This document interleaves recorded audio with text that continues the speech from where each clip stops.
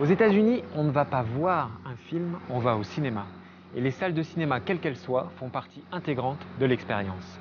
Les États-Unis, c'est le continent qui réinvente en permanence le cinéma, celui qui a inventé les multiplexes aseptisés et fait entrer pop-corn et boissons noires pétillantes saturées de sucre dans les salles. Mais les toiles de l'Amérique peuvent-elles encore surprendre? Y a-t-il encore un moyen de voir des films ici, un moyen à échelle humaine, sans avoir la sensation d'être le cobaye d'un centre commercial? Pour le savoir, voici un road movie inédit à travers les toiles de l'Amérique. En attendant, je vais installer ma toile.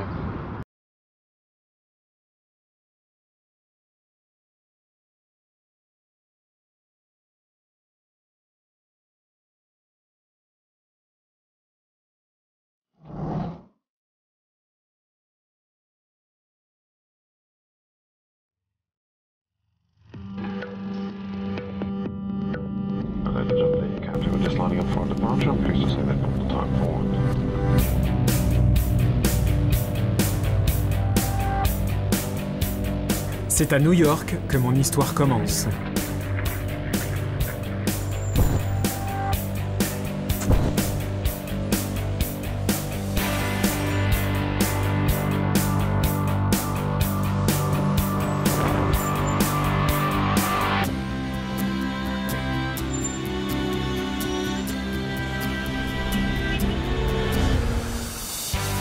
De nuit, à Times Square, quartier des théâtres et des cinémas, la cité m'apparaît encore plus comme une toile de fond idéale.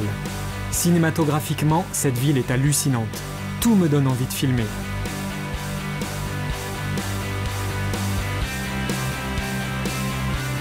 Et demain, c'est une balade à travers les trésors cachés de la ville qui m'attend. Des sublimes salles de cinéma englouties, en attente d'être restaurées, démolies ou transformées. Elles constituent un véritable patrimoine historique, celui de l'âge d'or du cinéma américain.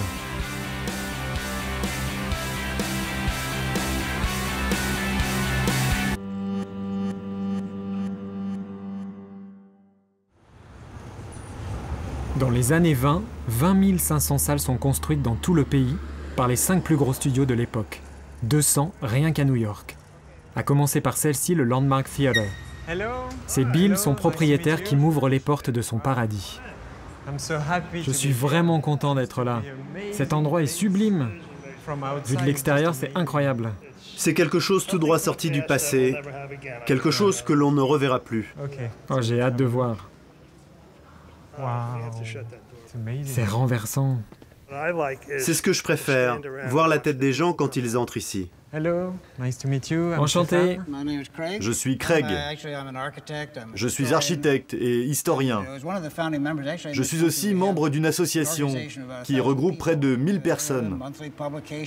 Notre but est de préserver ces salles de cinéma anciennes.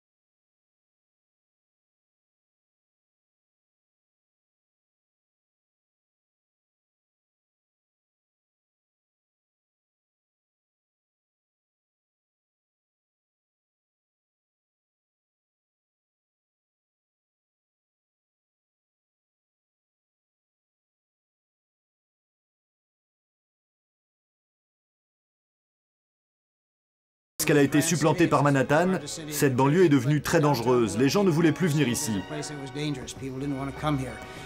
On préférait rester près de chez soi, aller au cinéma à côté de sa maison. C'est comme ça que ce genre de cinéma a été fermé. Pour réouvrir cette salle, il faudrait beaucoup d'argent et beaucoup d'amour.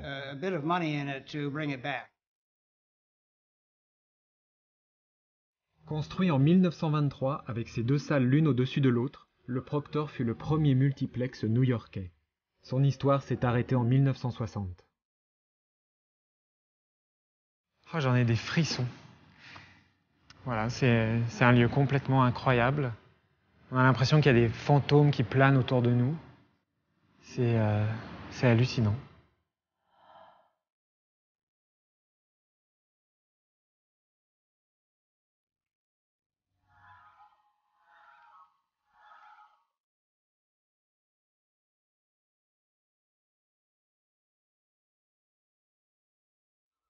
Mon rêve s'achève dans le quartier juif de Brooklyn, dans un magasin de meubles où un cinéma sert depuis 1973 à entreposer des chaises vides sous plastique.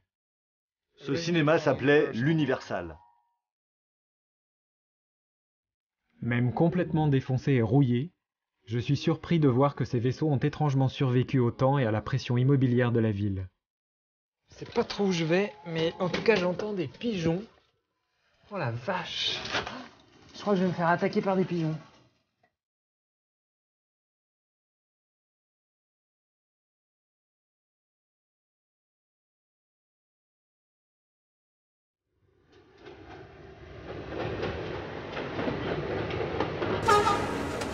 On est sur le toit d'un cinéma en plein Brooklyn.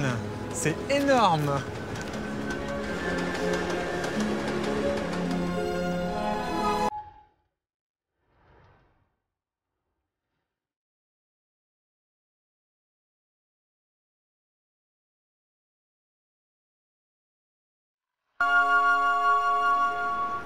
New York, c'est la ville où une femme a simulé un orgasme dans un restaurant, où un chauffeur de taxi s'est rasé le crâne, où elle a rendez-vous avec lui au 102e étage de l'Empire State Building. Bref, New York, c'est la plus grande et la plus haute toile de l'Amérique. Et tous les niveaux de ce gigantesque espace vertical qu'est New York se vouent au cinéma. D'ailleurs, il y a un type ici qui l'a bien compris. C'est Mark. Depuis plusieurs années, il a installé sa toile sur les toits de la ville. Et le temps d'un film, on ne bouge plus, ce qui est plutôt rare ici. Close your eyes, my little baby. Time for you to dream of the stars above. Voilà plus de 10 ans que Mark a créé les Rooftop Summer Series. Tout a commencé après la projection d'un court-métrage entre potes sur le toit de son appartement. La porte était ouverte et les gens du quartier sont montés. Voici Mark, sa casquette à carreaux, sa chemise à manches courtes, son vélo. Avec sa salle de cinéma à ciel ouvert, il a créé l'événement branché, immanquable l'été, très new-yorkais. Tu fais aussi du vélo sur le toit? Tout ça, c'est Brooklyn? Oui, c'est Brooklyn. On est à environ 10 minutes en métro ou à vélo de Manhattan. Et si tu marches sur le pont de Manhattan, ça te prend 25 minutes. Qu'est-ce qui se passe ce soir? Tu vas projeter quel film? Un film qui s'appelle Étienne. C'est la première de ce film ce soir. Il a été réalisé par Jeff Mitsushima. C'est très drôle, décalé, un tout petit budget. C'est l'histoire d'un type qui fait un dernier voyage à vélo avec son hamster.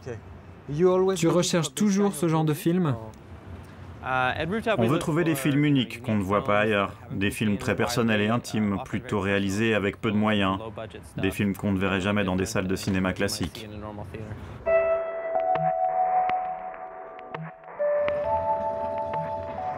À New York, il n'y a pas beaucoup d'espaces publics, pas beaucoup de parcs. Alors, les toits ont toujours été un refuge pour les habitants de cette ville. Pour nous, c'est un peu comme une métaphore. Monter sur un toit et avoir une perception différente du monde, eh bien nous, on monte sur les toits et on projette des films qui proposent un autre regard sur le monde.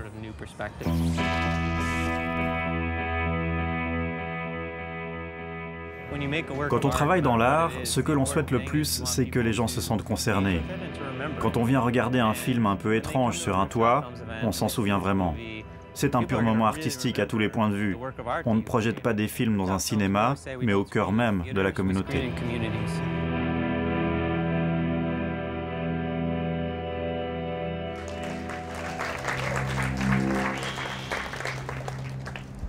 Glad I tested that first. Hey Richard, come check this out.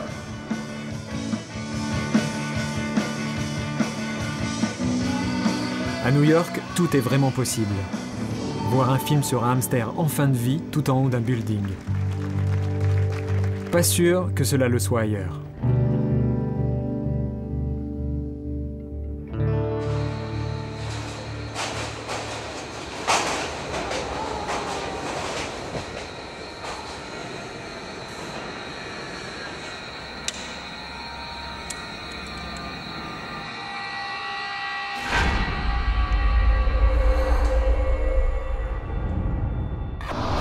Changement de décor, changement de monde et de genre. À 2700 km de là, au pays de l'or noir, on regarde les films autrement, un mythe indissociable de l'histoire du cinéma américain.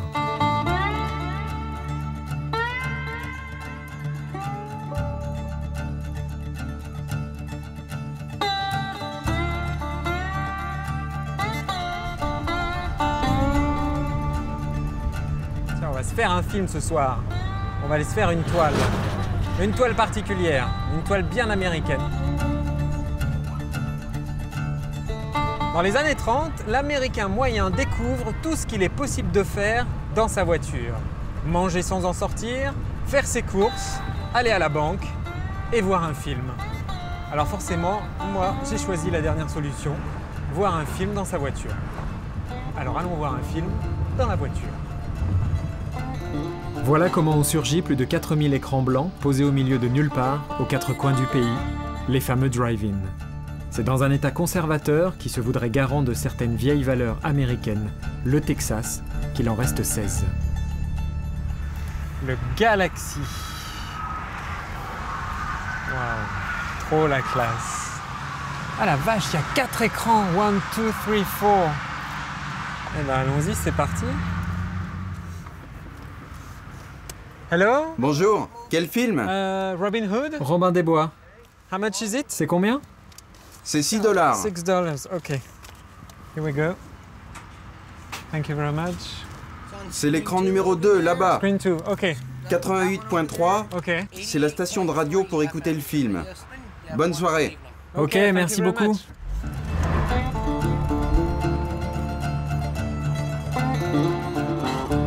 Alors, l'écran numéro 2, il m'a dit, donc c'est celui-là.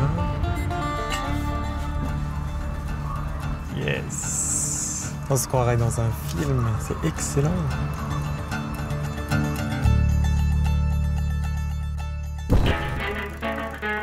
Bienvenue dans un gros cliché et dans le plus grand drive-in du coin avec ses speakerphones datant des années 40.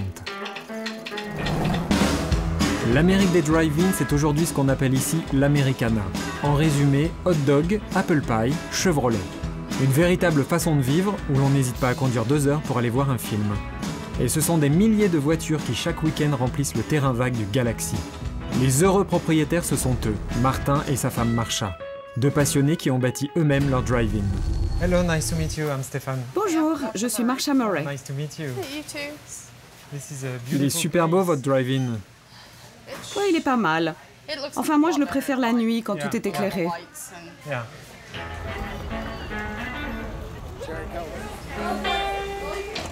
Règle d'or dans un drive-in, il est interdit d'emmener son pique-nique. Tout se consomme sur place, du popcorn au hamburger. Et c'est surtout grâce à ça que Marsha fait tourner la boutique. Les gens viennent de tous les horizons. Beaucoup viennent aussi avec leurs enfants. C'est très libre. Personne ne se soucie de savoir s'il est habillé comme il faut, s'il se comporte comme il faut.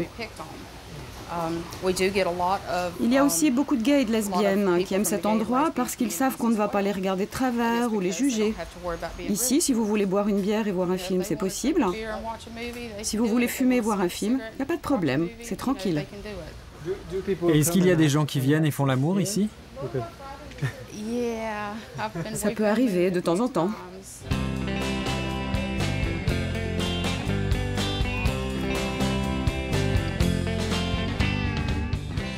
Pourquoi vous aimez venir ici?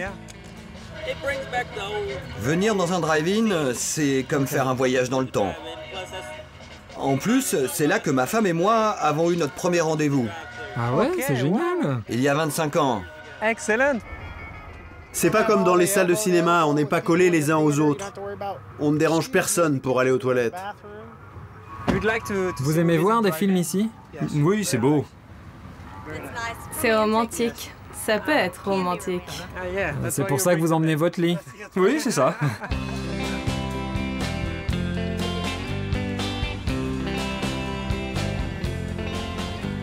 Vous avez tout ce qu'il vous faut? Oui, je crois. Les hamburgers, les pop-corn, les bonbons, les boissons, la radio.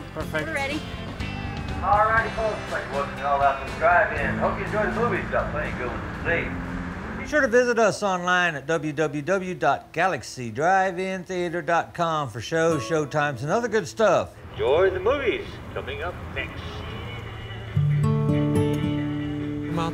Martin, pourquoi tu as eu envie de construire ton propre drive-in? Quand j'étais enfant, j'y allais souvent avec mes parents. J'adorais ça. À cause de leur travail, j'ai voyagé à travers tout le pays et j'ai assisté à la destruction progressive des drive-in. Mais je savais qu'il en restait quelques-uns. Alors à partir de pièces détachées d'anciens drive-in, j'ai construit le mien pour faire partie du mythe moi aussi. Tu sais, j'aime les vieilles voitures, j'aime les gens. C'est la meilleure façon de combiner les deux. Je pense que les années 50, c'était la plus belle époque aux États-Unis. Et je veux que l'on ait cette impression en venant ici. Alors si vous voulez voyager dans le temps, il faut venir ici.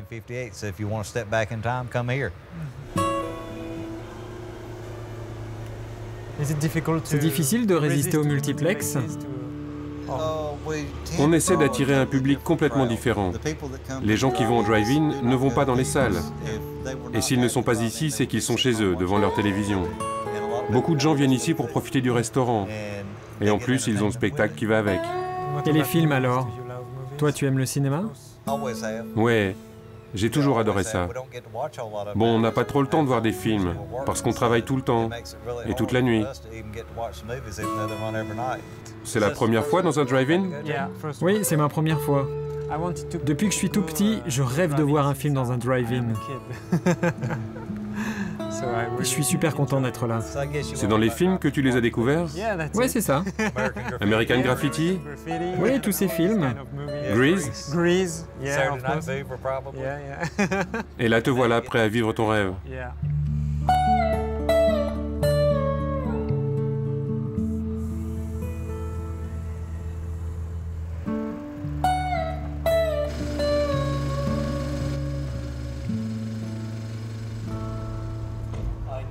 Alors, première chose, j'allume la radio pour avoir le son.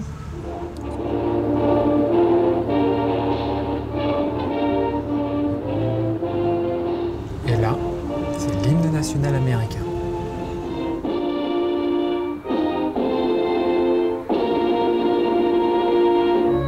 Good evening, folks, and a hearty welcome to our drive-in theater. We have a wonderful evening's entertainment lined up.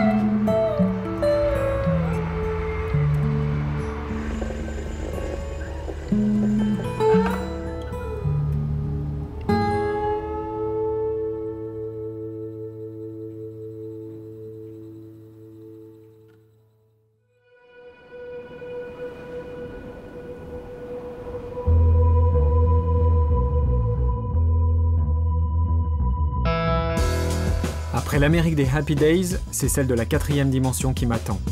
Direction Albuquerque, la plus grande ville du Nouveau-Mexique. Là où dans les années 40 a été fabriquée la première bombe atomique.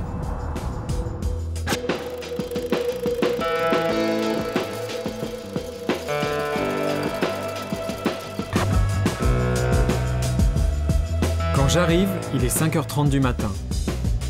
La ville coincée entre le Rio Grande, le désert et les montagnes est étrange. Et tandis qu'un corps flotte dans une piscine, 3 jeunes types mènent une double vie.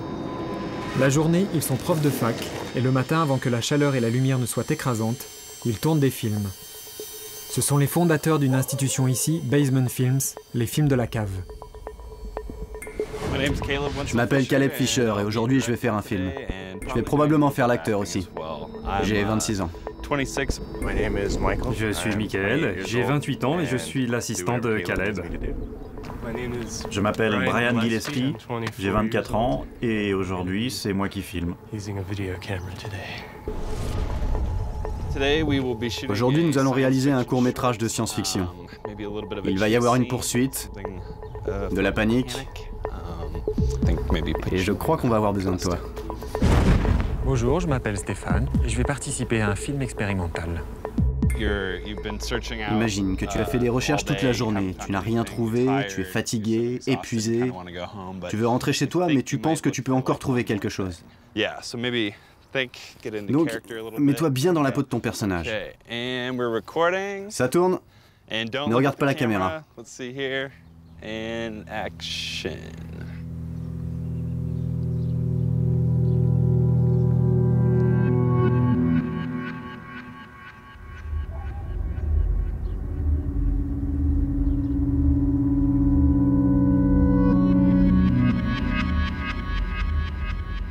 Coupe.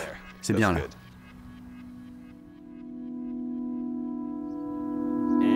Et regarde. Lève-toi et marche.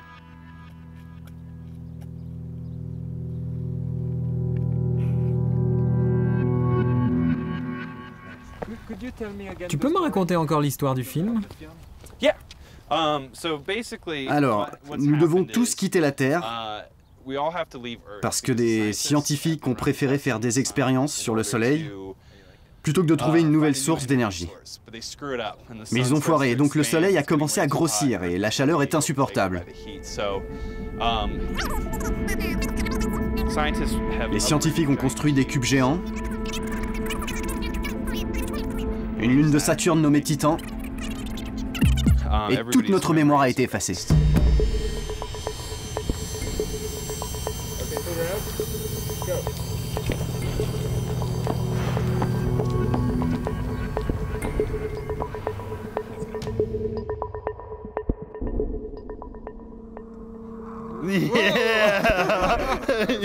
Oh man, it's beautiful. You're an actor, man. T'es un acteur, mon pote. Et Caleb et sa bande ne font pas que des films, ils les projettent aussi. Et pas n'importe où, leur salle, c'est la cave.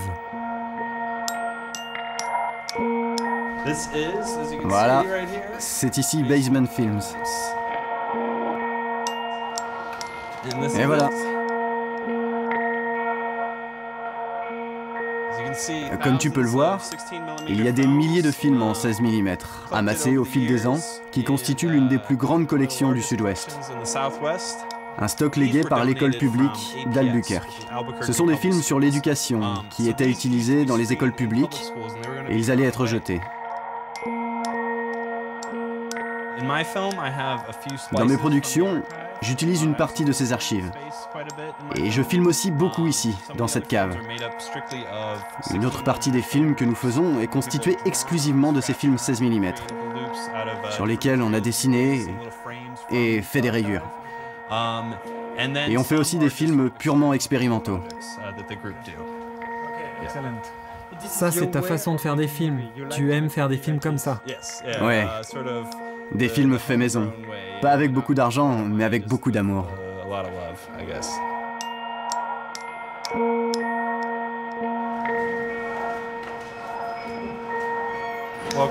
Bienvenue à tous.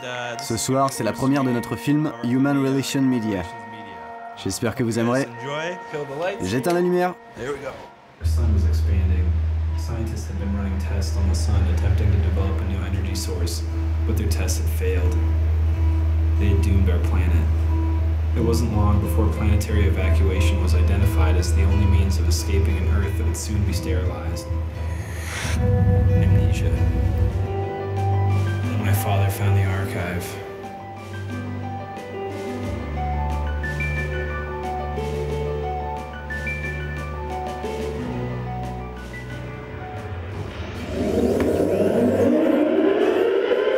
Dans la cave de Basement Films, on ne se prend jamais au sérieux. On ne fait que célébrer l'underground, le cinéma. Ça grouille dans les cerveaux et il est évident que tout ce talent ne restera pas sous la terre longtemps.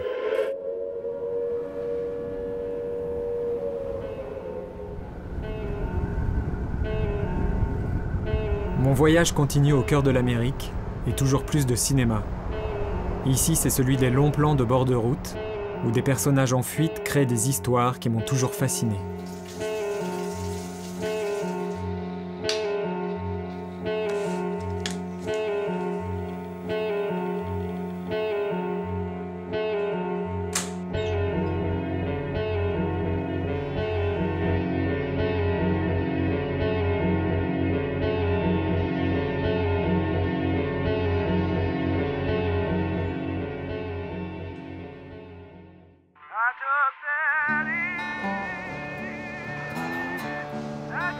Là où des histoires s'achèvent tandis que d'autres recommencent, la mienne continue.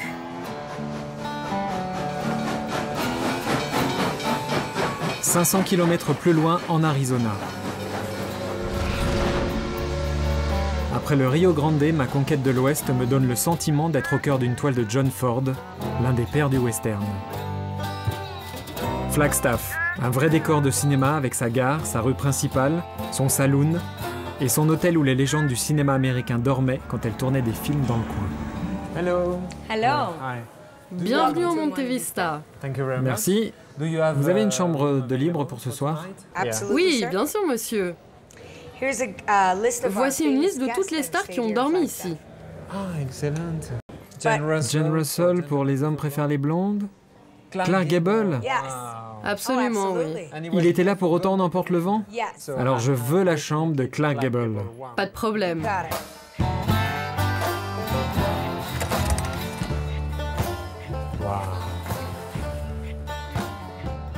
Je me sens un peu comme Clark Gable là, tout d'un coup.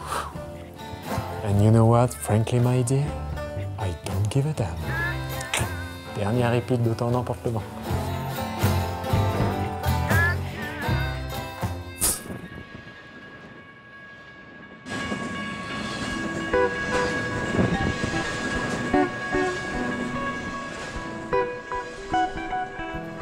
Me voici à Flagstaff. Dans cette petite ville du Far West, des centaines de films ont été tournés. Et le plus étonnant, c'est celui de Camille Bailey-Beeds. Étonnant parce que Camille a 14 ans, qu'elle est indienne, et que son film de 26 minutes fait le tour des festivals de cinéma aux États-Unis. Et demain, Camille nous accorde un sacré privilège.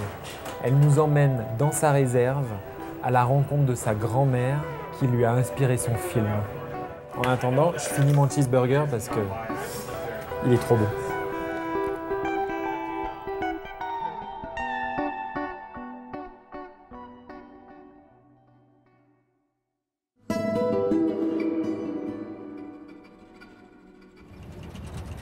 Camille, c'est elle. Et nous roulons en pays Navarro, dans la plus grande réserve indienne des États-Unis, avec ses 40 000 km² de terre rouge. C'est magnifique ici. J'adore cet endroit. J'ai grandi ici.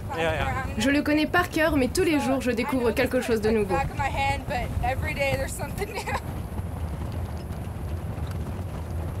Camille m'emmène au Blue Canyon, là où elle a tourné une partie de son film. La légende raconte que si les Navarros ne respectaient pas leur culture, ils étaient transformés en pierre ici même. C'est la plus belle toile de l'Amérique!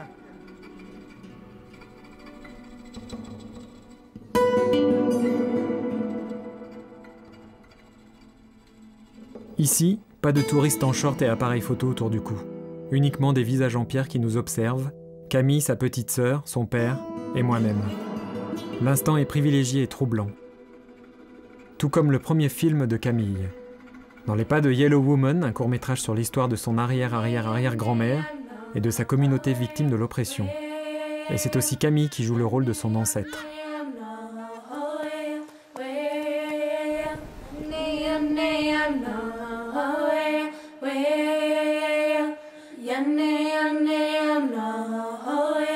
Comme elle le fait dans son film, je règle mon pas sur les pas de Camille pour aller rencontrer sa grand-mère.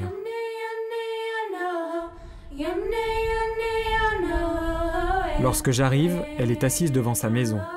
Elle ne me regarde pas, elle ignore ma caméra. Il me faudra une bonne heure avant de pouvoir lui parler. Je suis mal à l'aise, intimidé.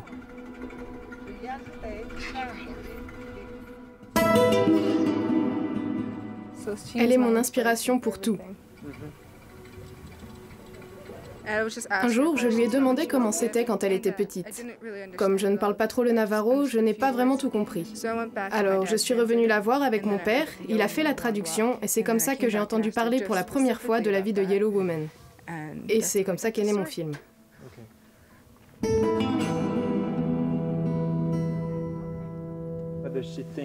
Qu'est-ce qu'elle pense de Camille et de son film qui parle de son histoire, sa famille?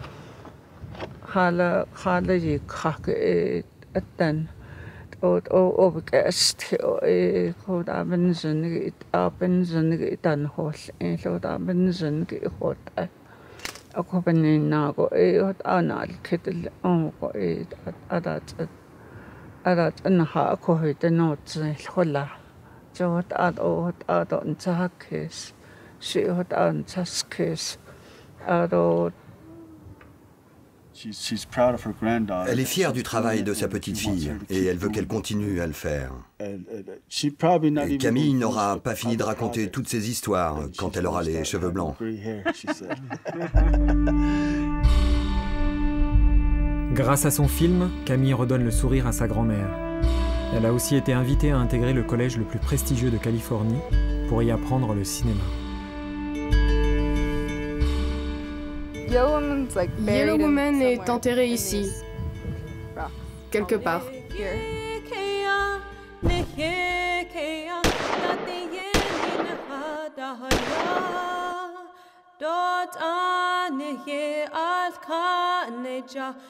Tu es en train d'écrire une autre histoire en ce moment?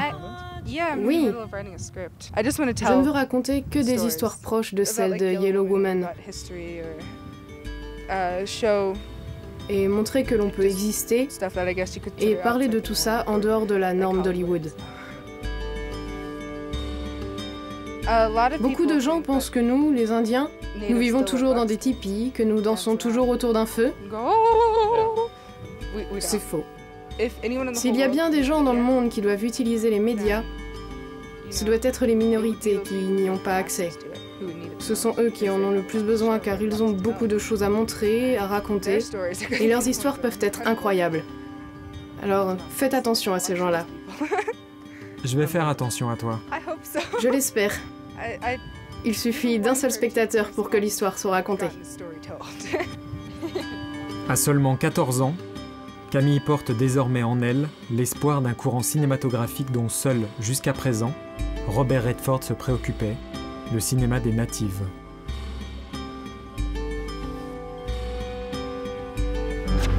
À 635 km de là, se trouve l'autre ville américaine du cinéma. La ville où tous les gros studios se sont implantés, où toutes les stars vivent, où le mot cinéma rime avec profit.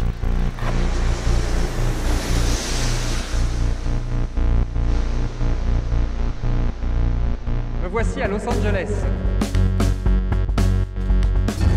Que ce soit dans une piscine délavée et vide, le long de ses freeways, sur ses célèbres murs peints, Los Angeles suscite des imaginaires multiples et complexes et fait l'objet de chaque côté de l'écran d'une expérience esthétique stupéfiante.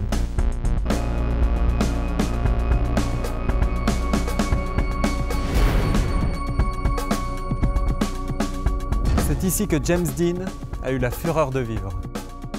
C'est ici que se trouve le plus célèbre cinéma du monde, le Man Chinese Theatre. C'est ici que Superman prend son petit déjeuner.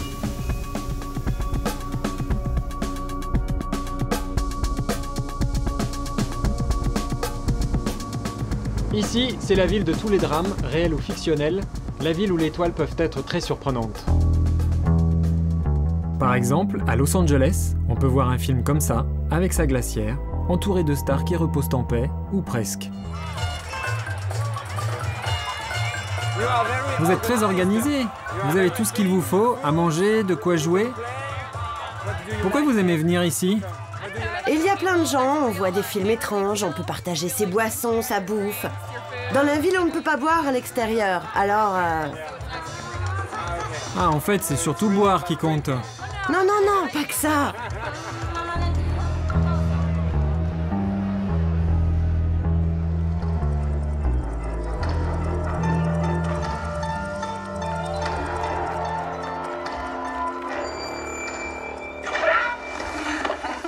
Los Angeles, c'est autant l'endroit de la superficialité que celui où l'on raconte des histoires. De Hollywood Boulevard où l'on fait piétiner les stars sur le trottoir, à la route sinueuse de Mulholland Drive, d'où l'on fait surgir d'étranges créatures blondes.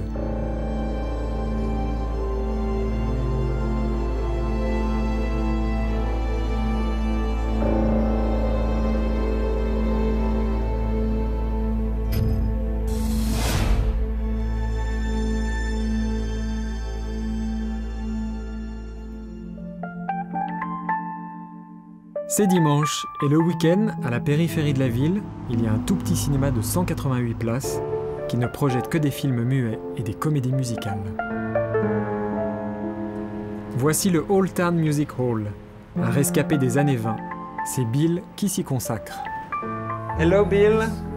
Hello, nice to meet you, I'm Stéphane. Quand je rentre dans le cinéma, j'ai l'impression d'être dans une petite boîte à bijoux. Waouh. Ou plutôt une boîte à musique quand je découvre le Wurlitzer qui siège devant l'écran. C'est un orgue spécialement créé pour accompagner les films muets. Un objet aujourd'hui rarissime. J'ai commencé à jouer de l'orgue quand j'avais 12 ou 13 ans. Je connaissais le propriétaire d'un cinéma de Los Angeles. Et il y avait un Wurlitzer. Le patron était très heureux que quelqu'un vienne et sache jouer de l'orgue. C'est comme ça que mon histoire avec un Wurlitzer a commencé. Beaucoup de sons étaient dédiés à des scènes précises. Les scènes sinistres.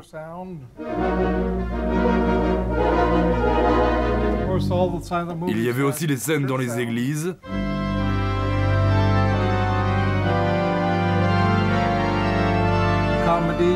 Pour les comédies, c'était plutôt des sons légers et rapides.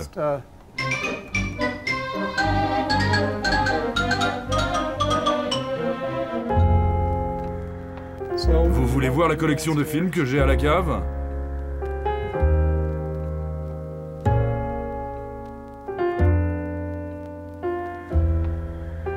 La boîte de Pandora, avec Louis Brooks. Louis Brooks. Excellent. Tarzan. Tarzan. Tarzan. Tarzan.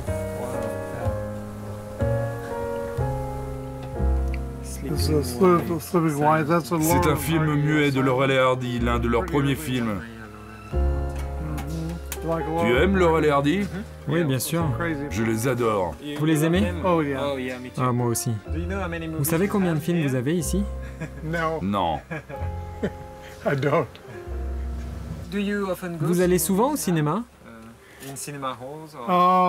Oui, je suis allé voir Alice au Pays des Merveilles. Et alors? C'était bien. Vous l'avez vu en 3D? C'était en 3D, car j'y suis allé avec quelqu'un qui voulait le voir en 3D. Mais pour moi, ce n'était pas de la 3D, car il faut avoir deux yeux, et je suis aveugle d'un œil. Alors je ne peux pas voir en 3D. Je m'en suis rendu compte que très tard, quand les premiers films en 3D sont sortis dans les années 50. J'y allais souvent et j'entendais toujours les autres crier, et je ne comprenais pas pourquoi, parce que je n'avais pas les mêmes sensations que les autres. Je ne suis pas très fort avec tous ces trucs électroniques.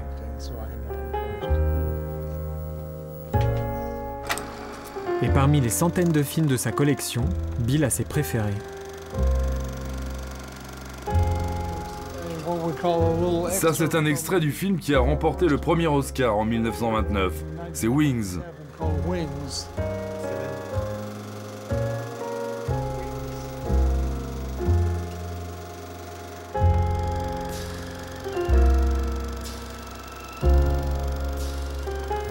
Il marche bien votre cinéma ou c'est compliqué parfois? Toujours difficile. Pourquoi? Eh bien, pour une seule raison. Quand j'ai ouvert il y a plus de 40 ans, la moyenne d'âge du public était 50 ans. Et vous pouvez imaginer où ils sont maintenant.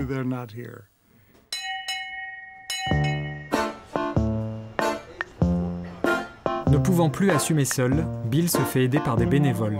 Et c'est l'ami Dave qui gère les entrées et le popcorn.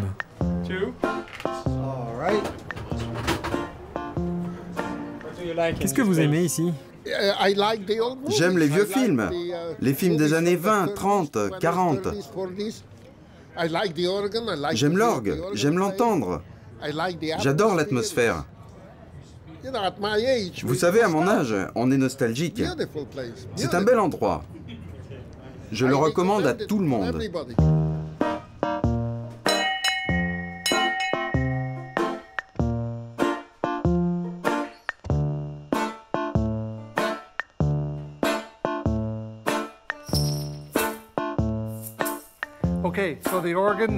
Aujourd'hui, je vais vous jouer des airs du film Showboat.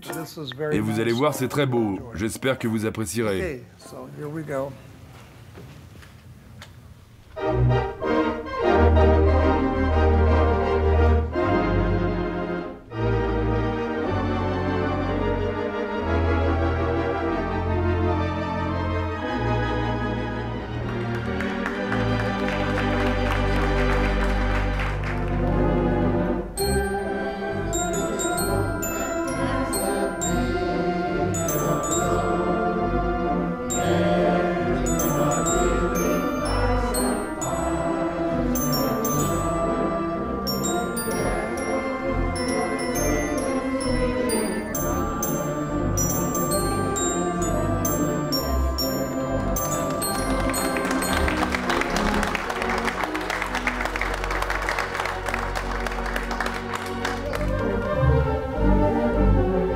Depuis 1960, chaque séance se déroule toujours de la même façon.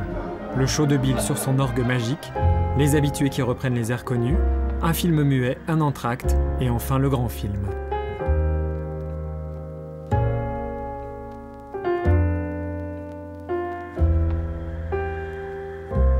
Et pendant la projection, Bill fait les comptes.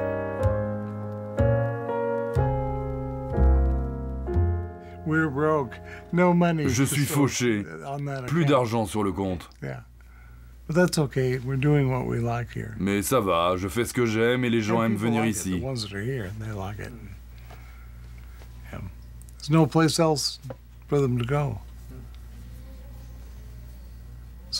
Aujourd'hui à Los Angeles, il n'y a plus d'endroit comme celui-ci où l'on peut voir ce genre de film.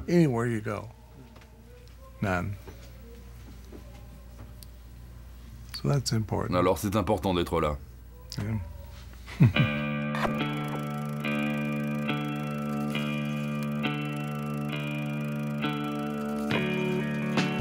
Merci beaucoup, Bill. Merci d'être venu. Je suis content d'avoir été avec vous et d'avoir passé du temps dans votre cinéma. Revenez me voir. C'est promis. Prenez soin de vous. Revenez et on ira déjeuner ensemble. Soyez prudents sur la route. Bye bye, see you. Bye. Bye.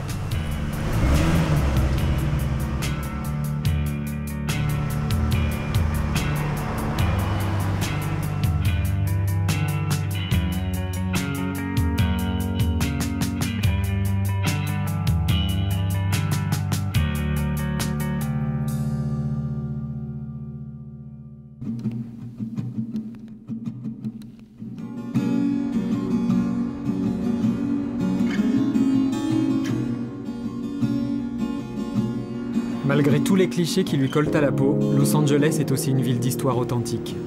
Dans le cœur baroque de la ville, vivent deux révolutionnaires du cinéma, Paolo et Lisa.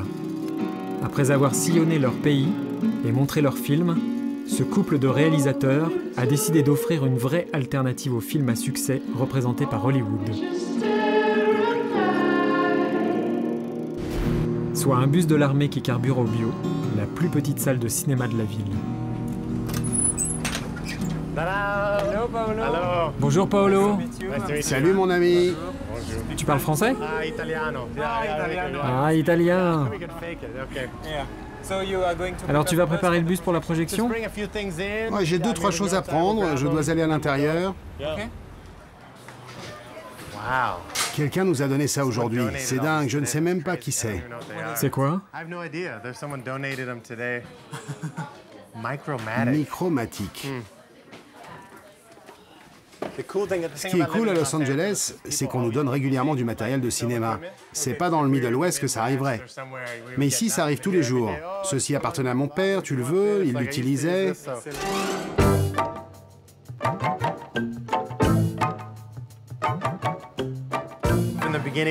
Depuis le début, on voulait faire une école, avoir un cinéma et une coopérative de films. Et là, tu vois, c'est un cours de cinéma gratuit pour les ados. Ah, les cours sont gratuits? Oui. En 10 ans, on n'a jamais rien demandé. Ça fait partie de notre mission. C'est un principe. On montre aussi des films plusieurs fois par semaine. Là, il y a l'écran qui descend. On montre tout, sauf les films de Hollywood. Ça va des films sur les droits de l'homme à des films espagnols, des films gays, tout ce qui ne peut pas s'exprimer dans cette ville. C'est un rêve, cet endroit est magique. Ah ouais, c'est un rêve. Quand on a commencé, c'est une longue histoire. Mes parents étaient des activistes, ils étaient très engagés socialement et ils sont morts quand j'avais 20 ans. J'en ai presque 40 maintenant et pour honorer ce qu'ils m'ont transmis, je voulais créer un endroit qui ne soit pas prétentieux, qui soit humble, dédié à la beauté du cinéma et accessible à tout le monde. Voilà comment tout ça est né. C'est vraiment un rêve, mais c'est un rêve bien vivant.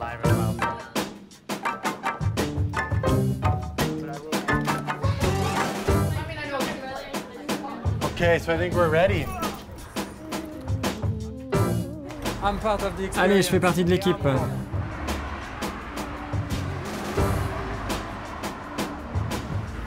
Je ne sais pas si tu le sais, mais ici, nous sommes dans le quartier de Echo Park, qui s'appelait avant Edendale. Et c'est ici qu'est né le cinéma avec Charlie Chaplin, Mack Sennett, Teda Bara, les Keystone Cops. Tous ces premiers films ont été faits ici. Tout le monde pense que c'est à Hollywood que tout est né, mais en fait, c'est vraiment dans ce coin-là. Bon, on n'annonce pas vraiment où on va faire notre projection. C'est très secret, on n'a pas de permis pour le faire, c'est clandestin. Aujourd'hui, on va projeter le film et croiser les doigts pour que les flics ne viennent pas. Mais ça va aller. T'as déjà eu des problèmes? Oui, une fois. Un flic est venu et puis il s'est assis et il a regardé le film.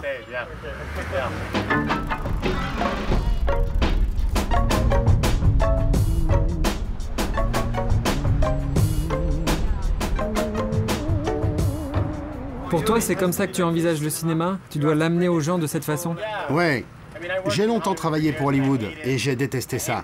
Je déteste cette hiérarchie avec le réalisateur d'un côté, l'assistant de production de l'autre, et cette sensation d'être plus important que l'autre. Attends, je fais le tour! Il y a tellement de façons d'utiliser le cinéma. On peut le faire de manière très positive, mais aussi comme de la propagande, comme du lavage de cerveau. Moi, je voulais montrer autre chose. Des films qui racontent de vraies histoires, des histoires de passion. Alors, tous nos films sont virulents politiquement, mais ils sont vrais, faits avec amour et passion. Et le travail que nous faisons avec les ados est honnête. Il vient du cœur, tout en ayant un vrai sens et un fond politique et activiste. Moi, je n'ai pas grandi comme Steven Spielberg, qui faisait des films dès l'âge de 6 ans. Mais j'adore ce média, moi aussi. Au programme ce soir, un film sur les fantômes du célèbre hôtel Ambassador, là où fut assassiné Robert Kennedy en 68, et là où s'est déroulée la première cérémonie des Oscars en 29. Et c'est juste en face que Paolo installe son micro-ciné. Si vous voulez voir le film, c'est gratuit. Avant que le film ne commence, nous faisons une partie de bingo. Il faut que tu participes. Merci pour votre patience à tous. Notre cinéma ambulant est un peu chaotique, mais la soirée que nous allons passer ensemble va être très belle.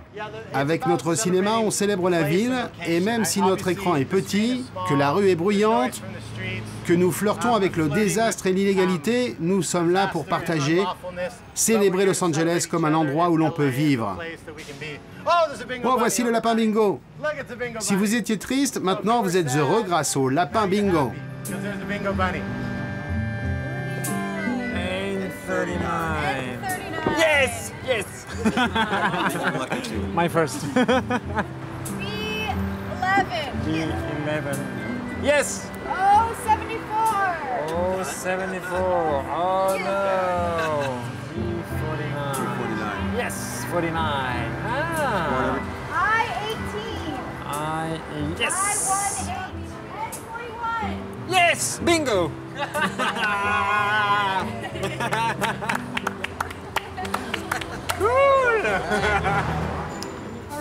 Merci à tous d'être là pour cette nouvelle saison de nos projections en plein air. Et nous sommes fiers de commencer ce soir avec le film Decay of Fiction. Ce film est remarquable et incroyablement beau. Et il a été réalisé par Pat O'Neill, l'un des trésors de cette ville.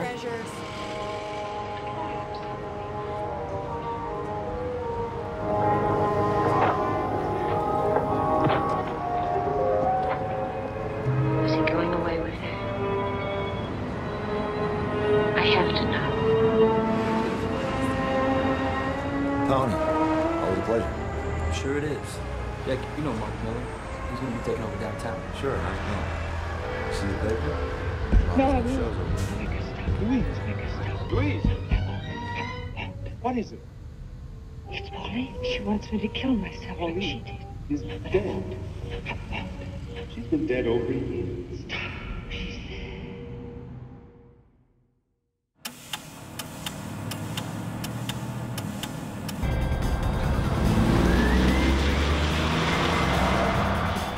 Hutchinson et sa mine de sel. Étonnant, et pourtant il existe bien dans ce trou paumé du Kansas un rapport avec le cinéma. Il faut toujours que vous gardiez ça sur vous. C'est une petite bouteille d'oxygène qui pourra vous sauver la vie en cas de pépin en bas.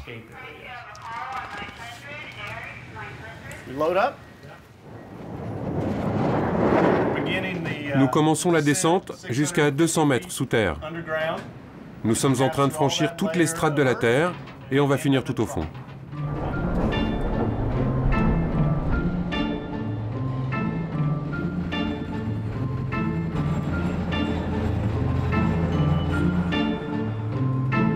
Dans les plus vieilles galeries de la mine de sel se trouve une mine d'or. C'est ici que depuis les années 60, tous les studios de Hollywood préservent tous leurs négatifs originaux, depuis l'invention du cinéma jusqu'à nos jours. Plus de 150 000 mètres carrés pour des millions de films empilés sur des étagères, bien à l'abri de l'humidité. Toute l'histoire du cinéma américain est là, à mes pieds. Il faut que j'éteigne la lumière. Je dois remonter travailler là-haut. Alors on vous laisse tout seul avec une grosse lampe et suffisamment de batterie. Prenez votre temps et cherchez tout ce que vous voulez. C'est parfait. Et je peux rester ici aussi longtemps que je le veux? Oui. Et si vous retrouvez la sortie, vous pouvez remonter. Ok, c'est parti pour la chasse au film.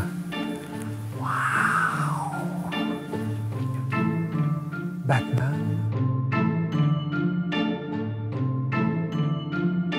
Oh, Mad Max, il y a Mad Max. Il y a tous les films d'Elia Kazan qui sont là.